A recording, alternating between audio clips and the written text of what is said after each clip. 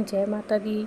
माता रानी आप सब पे अपनी कृपा बरसाए रखी। इसी कामना के साथ मैं व्रत की शुरुआत करती हूँ। चलिए जानते हैं, करवा चौथ का व्रत हो चुका है।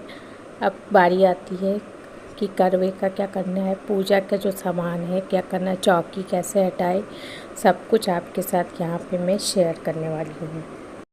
देखिए, करवा चौथ के बाद पूजा जब हो जाती है, मिट्टी के करवे का विसर्जन का क्या नियम है वो मैं आपके साथ यहाँ पे शेयर करने वाली हूँ।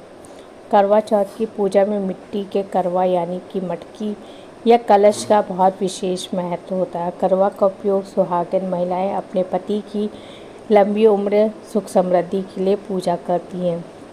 पूजा समाप्त होने के बाद करवा का विसर्जन विधि पूर्वक करना चाहिए। धार्मिक मान्यताओं के अनुसार करवा चौथ पर मिट्टी का जो करवे का हम इस्तेमाल करते हैं उसका बहुत शुभ माना जाता है। इसका संबंध सीता माता से है। माना जाता है कि माता सीता, माता द्रौपदी ने करवा चौथ का व्रत रखा था तो उन्होंने चंद्रदेव को अर्घ्य देने के लिए मिट्टी के करवे का ही इस्तेमाल किया था। ऐसा माना जाता है करवे में अग्नि, हवा, पानी, मिट्टी, आकाश समाहित होते हैं।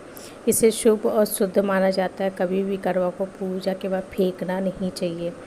कैसे विसर्जन, कई स्थानों में करवा चौथ की पूजा के दौरान बाद करवा को किसी नदी, तालाब या जल स्रोत में विसर्जित किया जाता है या जल को पवित्र मानते हुए किया जाता है ताकि पूजा की जो ऊर्जा प्रकृति में वापस जाए। तो कुछ परंपराओं में करवा को पूजा के बाद तुलसी या अन्य पवित्र पौधे के पास रखा जाता है, जिससे घर में सकारात्मकता और सुख समृद्धि बनी रहती है।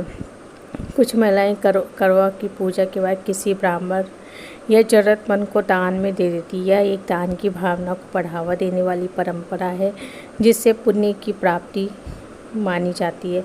कुछ महिलाएं पूजा के करवा को अगले साल की करवा चौथ पूजा में संभाल के रख देती, फिर इसे पूजा में इस्तेमाल करती। इससे पूजा का सिलसिला निरंतर जो रहता है वो बना रहता है। या कुछ माताएं या बहनें करवे को रख देती हैं, फिर वो ऐसे ही सालों साल रखा रहता है। या इसमें आप कुछ पौधे भी लगा सकते हैं। अब बात आती है करवे के अंदर जो भरा जाता है, जैसे किसी के यहाँ पानी भरा जाता है, किसी के यहाँ नया जो चावल आता है वो भरते हैं, तो उसका क्या करना चाहिए। तो जो पानी भरते हैं उसको किसी पौधे में आप डाल सकते हैं, पूरे घर में छिड़क सकते हैं और पौधे में डाल दीजिए सारा पानी बाकी बचा।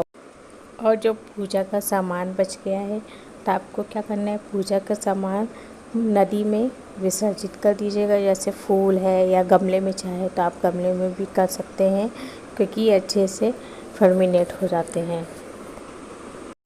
अब करवे में आपने जैसे कि चावल भरा हुआ है तो उसका क्या करना चाहिए, तो चावल जो भरा है आप उसको दान में दे सकते हैं या फिर आप नदी में प्रवाहित कर सकते हैं। वो आपकी मर्ज़ी, आपको क्या करना है वो देख लीजिएगा आपके यहाँ कैसे किया जाता है।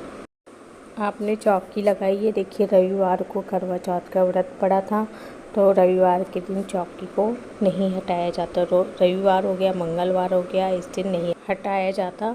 तो आप दूसरे दिन यानी कि सोमवार के दिन चौकी को हटा दीजिए। जो विसर्जन करना विसर्जन कर दीजिए, दान देना है दान दे दीजिए। लेकिन जो सुहाग का सामान है जो चढ़ाते हैं वो अपने लिए चढ़ाते हैं, तो आप अपना स्वयं यूज़ कर सकते हैं, उसको कोई दिक्कत नहीं है। दोस्तों, ये थी करवा चौथ में सामान का विसर्जन कैसे करें बता दिए। धन्यवाद।